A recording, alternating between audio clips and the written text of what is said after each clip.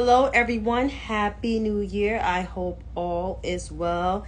I hope that you all had a wonderful holiday season. Now that we are 8 days until the new year, welcome to 2023. Let's just hope this year be prosperous, even though there's madness in the air, which I'm about to get to. So, as we enter into year 4 of the global pandemic, because we're still there, we're still here, I just want to turn to you, to those COVID numbers. And hey to you, Mike, and hey to everyone that's in here. So if you want to catch the replay, if you missed this live, you can always catch it on Instagram replay, and I will post this video on YouTube and some clips on Twitter and TikTok. So here you go. Hey Tiff, how are you? So, we have the Johns Hopkins University and Medicine website Coronavirus Resource Center. That is coronavirus.jhu.edu. So, global confirmed cases, we have 663,913,321 confirmed cases of COVID-19. The global death toll is 6,706,048. U.S. confirmed cases are as follows: 101,239,724. And the death toll for the U.S. is 1,096,503. So let me read these numbers to you again. We have 663,913,321 global confirmed cases of COVID-19. We have 6,706,048 deaths worldwide. U.S. confirmed cases are 101,239,724. And the U.S. death toll is 1,096,503. And as of December 21st of 2022, we have surpassed 100 million cases reported of COVID-19 here at home in the United States. As for vaccination doses, 239,143 Americans got their dose of vaccine. Overall, we have 229.1 million Americans fully vaccinated. That is 71% of our population. Keep in mind, 70% of the population was the president's goal back in July of 2021, and it took to September of 2022 to get to the president's goal. How baffling. So with all of these things, hello to you all. So as I read these numbers, or read these numbers for COVID, with over 600 million confirmed cases, almost nearly 7 million people dead worldwide. Here at home in the United States, keep in mind, we are 4.2% of the world's population, but yet we have more cases of COVID-19 confirmed than any other country. Keep in mind, our population is only 330 million people. That's not large compared to other countries that have over 1 billion people but have the least cases.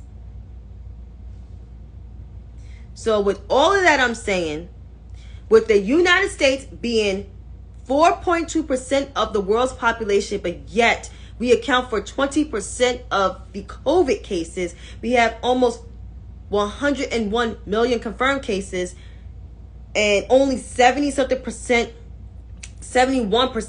of people fully vaccinated. When the vaccine is free, something is not connecting. Something is wrong. There's a lot of disinformation out there, and unfortunately, we have people that's promoting this shit. People around my age, those older millennials, promoting this kind of bullshit. Promoting Dr. Sebi's shit. Let me just say this to you. Dr. Sebi did not cure AIDS. They're still trying to find a cure for AIDS. So all these people believe in Dr. Sebi, you should be ashamed of yourselves. That's one. Also, what you should freaking do is take the vaccine. If you're not going to take the vaccine, because I'm tired of telling y'all to take the vaccine, put a freaking mask on it. It's not hard. Put your mask on. Pack of masks, 50 bucks, costs $5 at a value store, at like a 99-cent store. I got a box of masks, 50, $5. $5. And I double mask. So I put the surgical on, and then I put the fancy cloth mask to cover myself. If you want to do it N95, that's fine. If you want to do one mask, that's fine. Anything to cover. Because this virus is still here.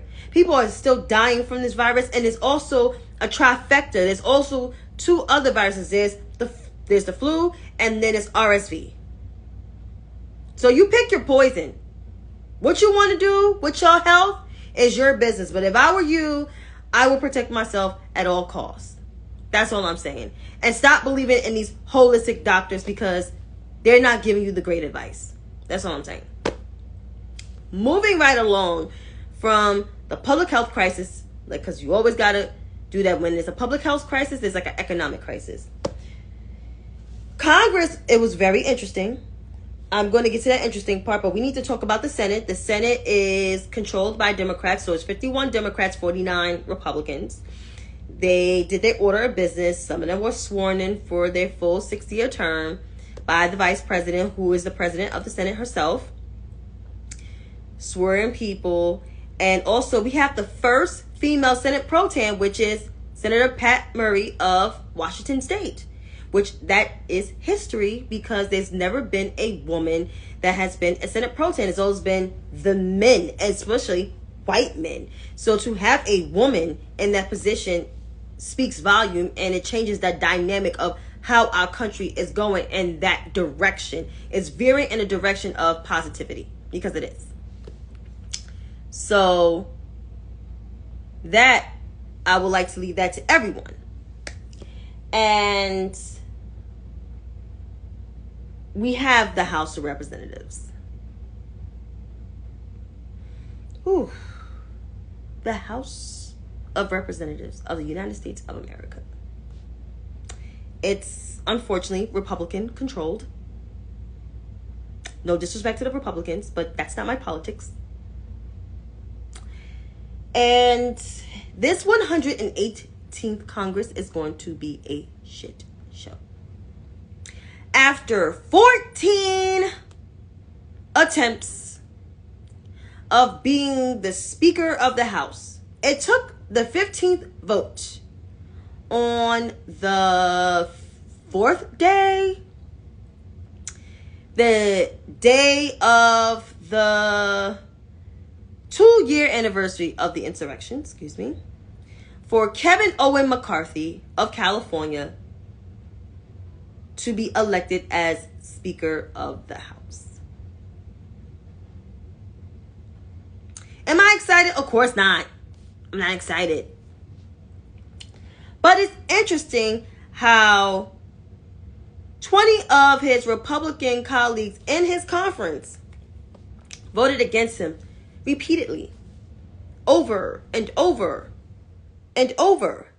And instead of backing down, he stayed in. Because you had the support of the former twice impeached bum of the People's House. That was not going to move the needle. MAGA never liked you, nor liked Paul Ryan. Not even Steve Scalise, the David Duke in cheap ass suits. Yeah, him.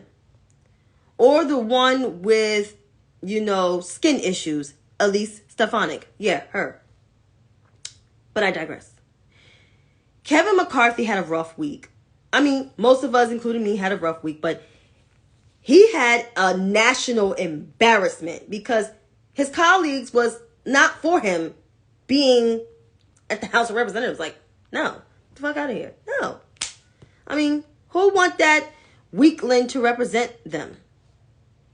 But he had a long-winded speech after the great Hakeem Sekou Jeffries of Crown Heights, representing New York's 8th Congressional District, gave the ABCs all the way to Z of what the Democratic Party have done and how we represent ourselves and what our party is about. And obviously, the leadership on the Democratic side is vastly different from the leadership on the Grand Insurrectionist Party side, right?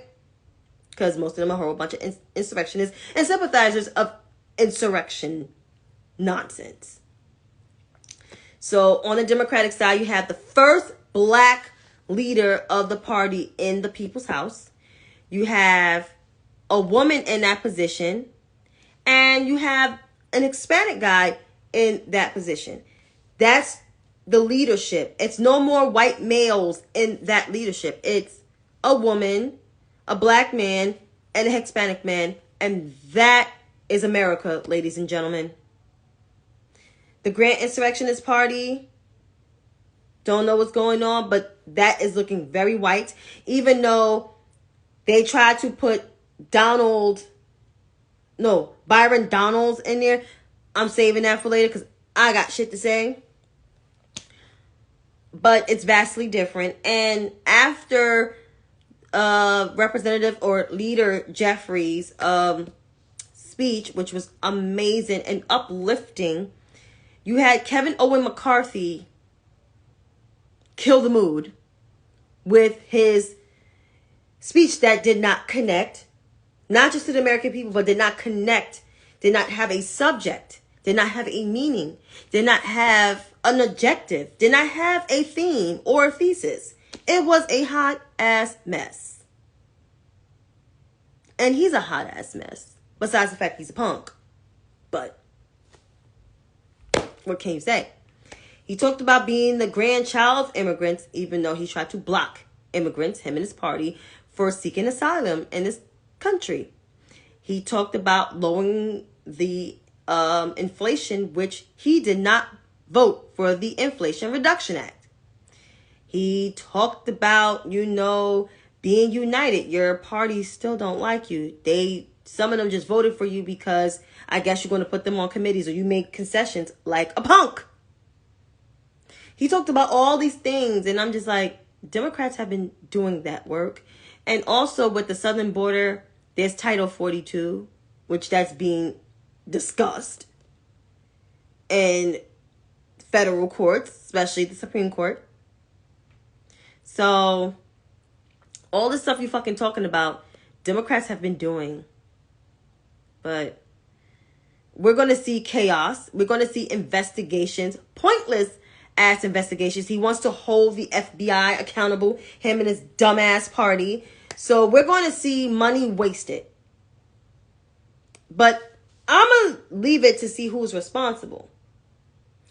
So I'm just going to say this off the fly. The Republican Party, formerly known as the Party of Lincoln and the Party of Reagan, now the Party of the Bum from Jamaica Estates, do not have a legislative plan. Their agenda for this year and to next year, which is for the next 2 years, is to disrupt, to get on our nerves with these phony ass investigations and hearings that's not going to make no goddamn sense. They're not going to legislate and they're not going to deliver. They're going to actually try to shut down the government because that's what they're going to do. And Kevin McCarthy is going to fail at being the Speaker of the House because he's just a punk and he's mediocre. And I said that. Speaking of people that voted for this shit, I would like to turn my attention to the majority of white voters. The ones who define themselves as moderates but vote Republican, and conservatives, and independent thinkers. What the fuck have you done? You know what you just did? You voted for mediocrity. You voted for incompetence. You voted for the ghetto.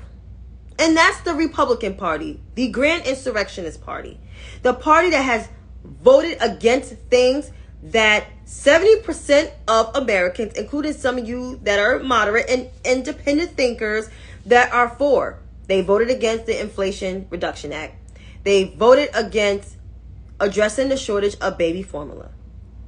They voted against the Crown Act, which doesn't discriminate against black and brown hairstyles like mine. They voted against the John Lewis Voting Rights Act of 2022. They voted against the George Floyd Justice and Policing Act. Most of the Republicans in the House voted against the American Rescue Plan that granted some of y'all $1,400 and extra money for your kids. They voted against the Infrastructure Jobs Act of 2021 that would fix roads and bridges and much more. They voted against every piece of legislation that the Democratic Party has put forth. Oh, they voted against the Respect to Marriage Act too. Most of them did. Only 47 of the 200 and some odd Republicans voted for the Respect to Marriage. And it's to protect same-sex marriages and interracial marriages.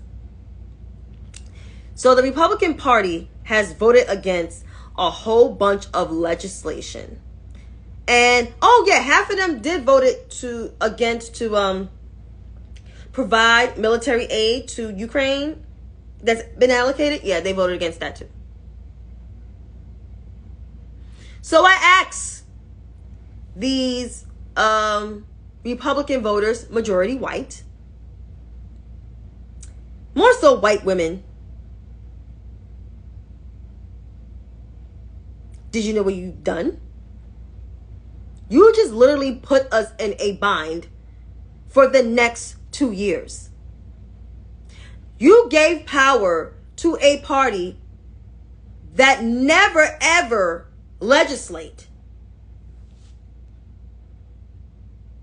You gave power to a party that's going to increase taxes on you. They already done that, but they're going to do it more.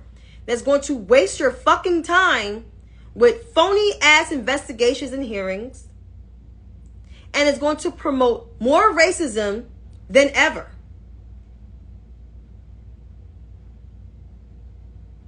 So I ask y'all, are y'all happy and satisfied with this shit? With the national embarrassment that went on this week? I'm not. And more to those white voters, especially the 53%. 53% of the white women that voted for this shit. You guys voted against your body autonomy. You voted against the economy. You voted against morality, respect, patriotism, allyship. You voted for people that voted against the following bills: the American Rescue Plan, the Infrastructure and Jobs Act, the George Floyd Justice and Policing Act, the John Lewis Voting Rights Act, addressing baby formula shortage, the Crown Act, money to Ukraine, the Respect to Marriage Bill. It's a litany of things they voted against. And yet, you still voted for these people. These people literally celebrated the gutting of Roe versus Wade. And yet, you still voted for these people because the Democrats didn't deliver for you. Watch what's going to happen between this year and next year. These people are going to waste your money and your time on C-SPAN with dumbass, yes, dumbass investigations about the president's son and his children and the FBI. So should I feel bad for you? No, I don't feel bad for you. And I'm not going to. And I'm not going to care.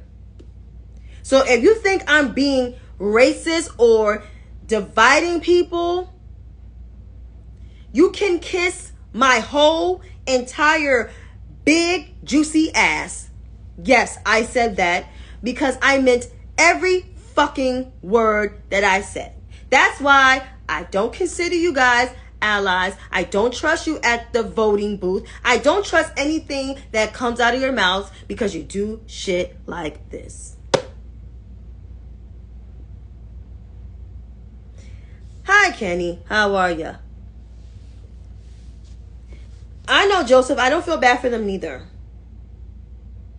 So when they bring up, and that's another thing. This is what I want white voters to stop doing. The majority. Don't start and say, well, black people voted for Republicans too. Not in large numbers. If you look at the data, black people majority vote for Democrats. No matter how many other influential black people try to deter black people to vote for Democrats and calling us shills and shit. Majority of black people vote for Democrats because we vote for not just only because we like them. We vote for policy and survival. My good friend Dan, he said, I vote for my survival. That's what I'm doing. I told everybody I'm voting for my survival. Was there candidates that I voted for I didn't care for? Of course not. Look at my gubernatorial election. But I still voted for her. So at the end of the day, I'm voting for somebody that's going to protect my voting rights and my rights as a black person. And is going to make sure they pass legislation and work with the legislative body. Kevin McCarthy don't know his checks and balances. Him and his Republican Party, because if they did, they would not be saying stupid shit out their goddamn mouth. And this woke legislation thing, so they want to rewrite history. But then again, the low information, 53% of white women that are voters voted for this fucking bullshit. So I will not feel bad for them coming after you. No, I won't. No. Absolutely not. So that is my essay towards white voters. And there's another thing. Now to white liberals on the Democratic side.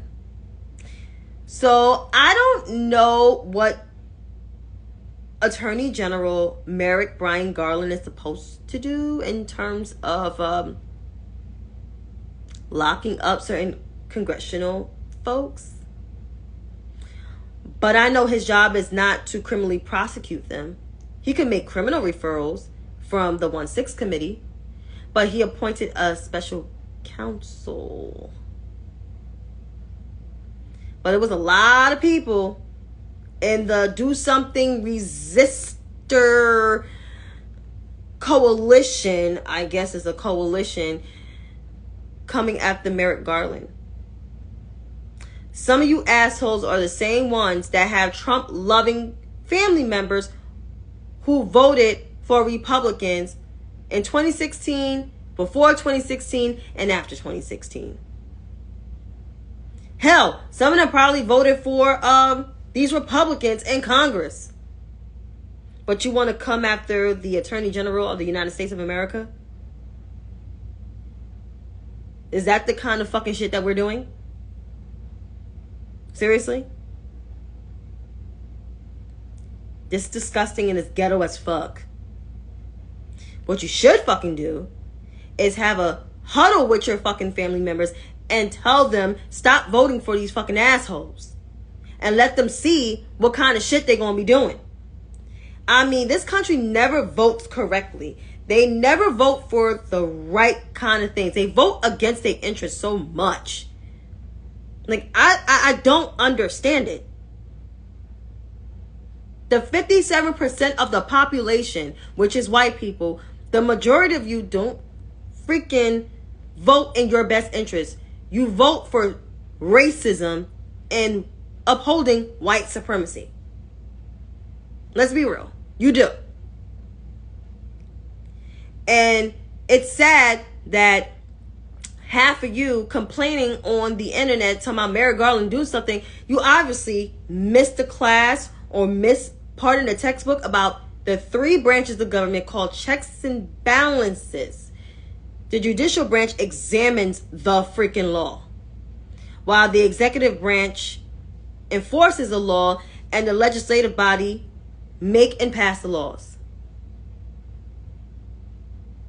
So y'all want the Attorney General to criminally prosecute people knowing that's not in the scope of his job, but don't want to talk to your Trump-loving cousins to tell them to vote for the correct person that was going to represent them legislatively in the Congressional House of Representatives.